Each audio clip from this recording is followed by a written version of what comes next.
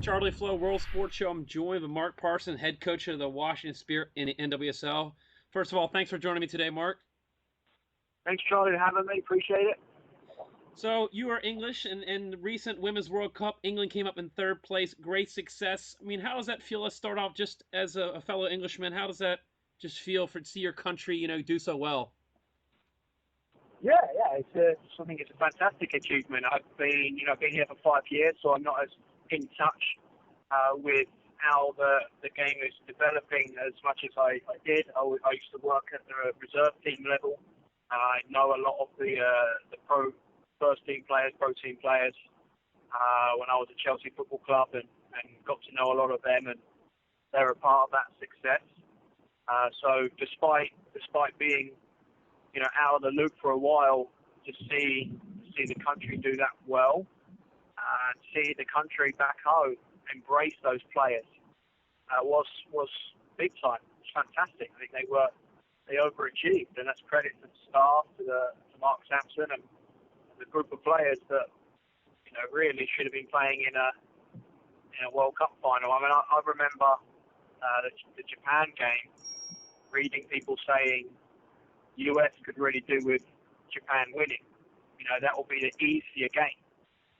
And the fact that the US media are saying, let's hope England doesn't get through because it will be a bigger challenge.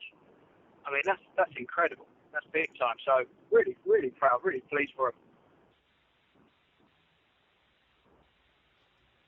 them. Yeah, definitely an inspiration, to see a team like England that in their first game against France, really had hardly any offense whatsoever, and just a team that progressively got better as each game went along. Yeah, I think a lot of teams did that. I missed the France game, so I can only comment on what I read. That's not fair, but it sounded like they were very defensive, and I think at that time I was questioning why would you want to be that defensive at that stage of the tournament, and obviously goal difference, and maybe you've accepted that you're going to lose to France, so lose by the smallest amount. Maybe it was because it was the best chance to win the game. So I questioned it at the time, but as I read the comments and how they played, but then you go zoom forward a couple of games, you look back and now you think, well, actually that was pretty genius, Yeah. and did what they had to do, and kept the scoreline tight, and had a chance, stayed there, and France looked like one of the best teams with the ball at the tournament as they got going. So I think that what was really intriguing as a coach is the players changed a lot, and the tactics and formations changed a lot throughout the tournament. So I think England would have been a very difficult team to scout because they were different every game, and it's great credit to the staff, to the coaching staff, and I'm sure the opposition scout staff played a big role because their game plans were often pretty bang on, and so it's great. And I think the biggest part of me that wanted to see them succeed is know that the game back home needs that and deserves that. And I think I remember speaking to a really close friend who coaches at the highest level back in England, and he said the day after he bumped it, he walked past three little girls, different girls in a sports shop, all trying on football boots. And he said to me he couldn't remember the last time he saw one girl trying on a pair of football boots. So the impact, I'm sure, is huge, and it won't last forever. Just like in the US, there's a right buzz right now. It's really key that the clubs and their outreach, regardless of tickets or community, and the outreach from the clubs and the league now in England. Hopefully, they're set up to jump on this, and they can encourage these fans to get out and support the game. So that's what's going to be needed to keep pushing it along. So what do you think was some of the biggest hurdles you ran into when you were coaching back in England, coaching the girls' game? A lot of people think the easiest thing to point to is lack of funding, but looking at other things, what were some of the biggest hurdles you had as a coach over there?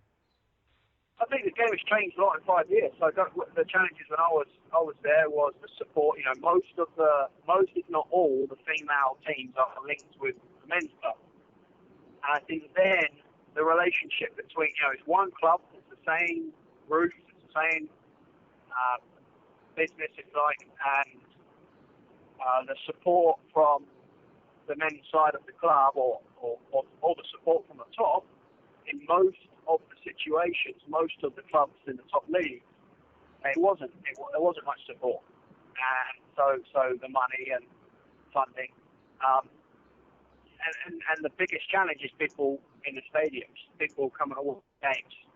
It's been a tough sell. Go back 5 years, I think it was tough. You know, you'd see 300 or 400 at a game if you were lucky.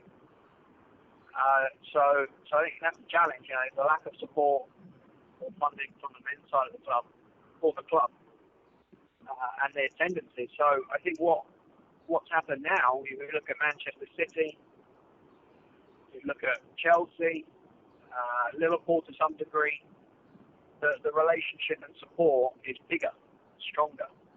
I bet the women's teams in those clubs would like to increase it still, but the clubs have really embraced or started to embrace women's soccer. I think that's helped a lot.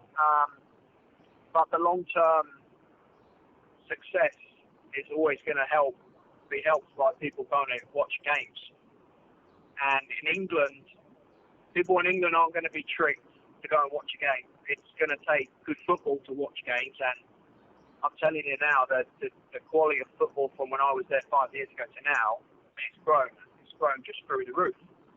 Quality of the football, players becoming more athletic and always being smart and technical, becoming more tactical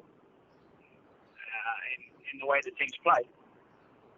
So I think that's the next hurdle, is getting people out and keeping them out. And you can't trick English people to watch a game of football. It has to be real. It has to be good quality. It has to be quality players.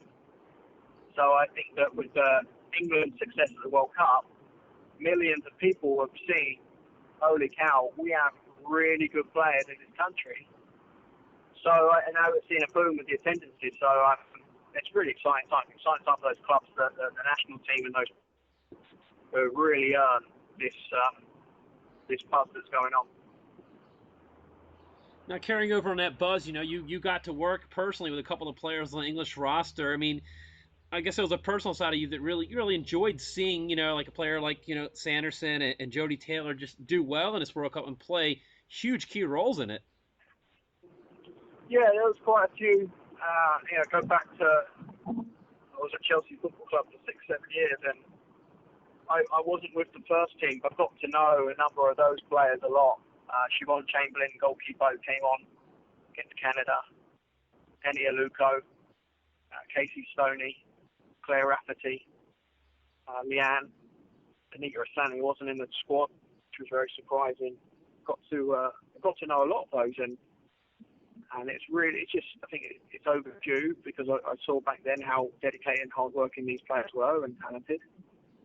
But it's great. And then you saw, you know, the younger players that I hadn't had the opportunity to see live or meet before. The younger players that have come in and done really well. So it's exciting. It's more, for me, those players have deserved recognition for a while, and now it's happening. And the effect that their exceptional performance has on girls soccer in England now is just ginormous. It's huge, and I think that was key. That's really, really key. I mean, I remember when we were at Chelsea, and Chelsea went through the period of winning a couple of Premier Leagues. The girls' side of the club, there's a lot of young girls wanted to play for Chelsea Football Club because the men's side won it. A lot of more dads wanted their girls to go out and play football, if it was to do with a Chelsea, because they just won the men's, the Premier League. And so I saw that firsthand. To try and imagine now what a national team success has done is hard, because I think it's big. It's going to be really big, but I'm not there to witness it. Speaking to friends there that are coaching, head coaches in the league, coaches in the Centre of Excellence, the academies there, they're really, really excited about the buzz. And I think that just the key is to make sure that buzz is turned into, let's keep developing better players, get players interested, and keep them interested, and let's develop high quality players and continue to do that.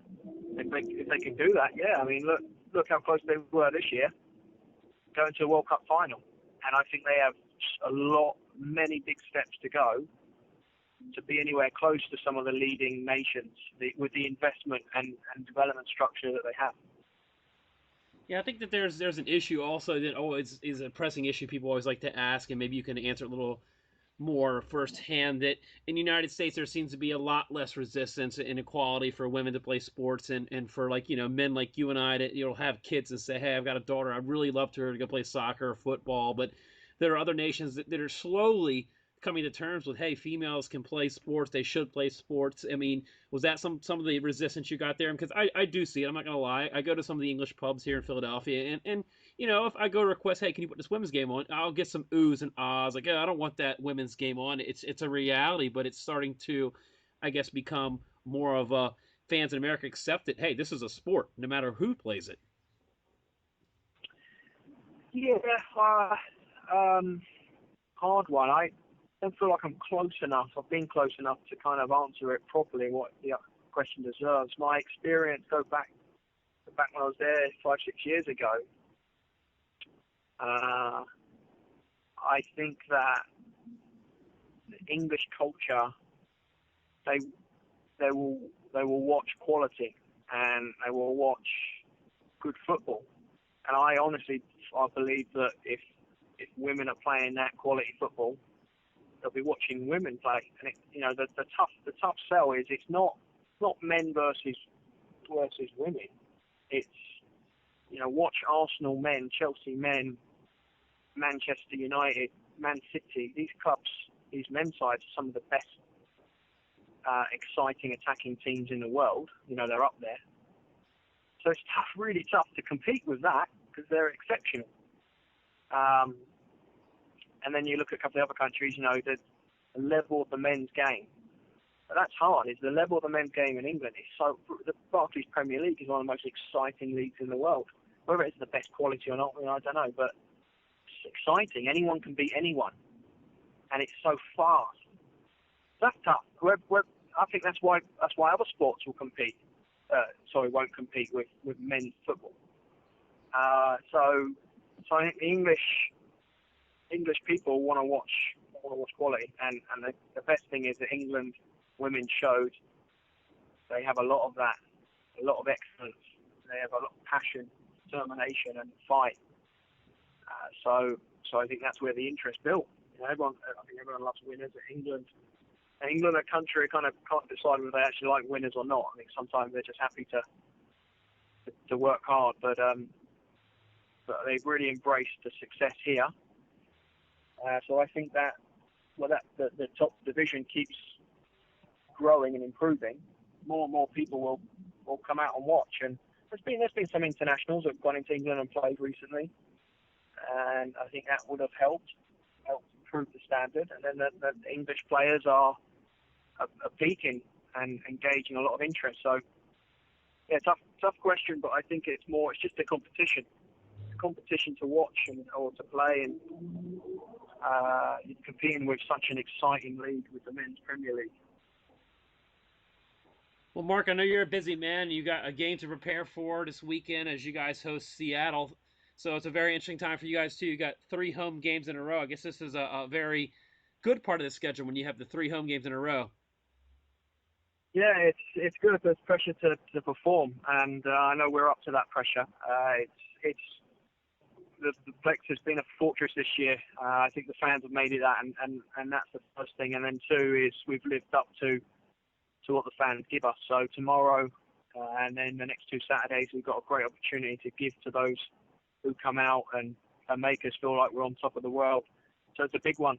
Seattle doing very well, and I think we're at a spot now where we are looking strong, and after a great week of training, very competitive week of training, these players are desperate to get back out there and prove what we can do. What has the atmosphere been like with your internationals returning from Canada and the U.S. and some of your other players like from Nigeria? What does that, do for your club? What does that bring in? Just the experience these players have had in the World Cup. Yeah, we've got quite a mixed group from different countries this year, and having people come in, first of all, is a celebration. We want to celebrate their success, that their team had, and them as individuals, and we've done that. We still have a few to come. Ali and Ash will see them tomorrow for the first time. So we still got more to do, but then it's just down to business, and it's like, for me, it's very, very important to celebrate what these players have achieved. All the players that went to the World Cup, because I think it's just an incredible achievement. But then, minutes later, we're here to win a championship, and it's back to work. And the party is over while we're training. The party's over while we're playing. And it's everyone back on the same page. Everyone fighting for the same objective that pulls us close. And the atmosphere this week, a few more additions come back. It's been great. We're another little pre-season. We're gonna, by the end of it, we're gonna have six brand new players come in. So it's Diana Matheson's come in this week. She didn't join us at the beginning because she's coming back from injury. Having her back, I remember saying she was invaluable. Not having her or trying to replace her, she's invaluable and irreplaceable. Having her back is like a brand new major signing, and her leadership, character, and her ability on the pitch. And she is looking razor sharp, really razor sharp. She is. She's going to be able to make an immediate impact very quickly. That's credit to what her and Canada have done to get her back. So yeah, we're feeling good and looking to get this 3-game home stand off to a good start tomorrow. I want to thank you for joining me, Mark, and wish you the best of luck this season, and wish you the best of continued success, and look forward to seeing you guys in the playoffs again. Thanks, Charlie, and great job with the coverage. You've been everywhere and talked to everyone, so keep it up. It's what the game needs. Appreciate it. Yeah, I can't take any cheap shots on your broadcast. You're too nice to me, Mark. I'm saving a few. All right, Mark. Thanks a lot for joining me again. Mark Parsons, head coach, Washington Spirit. Thanks a lot, Mark. The best. Bye.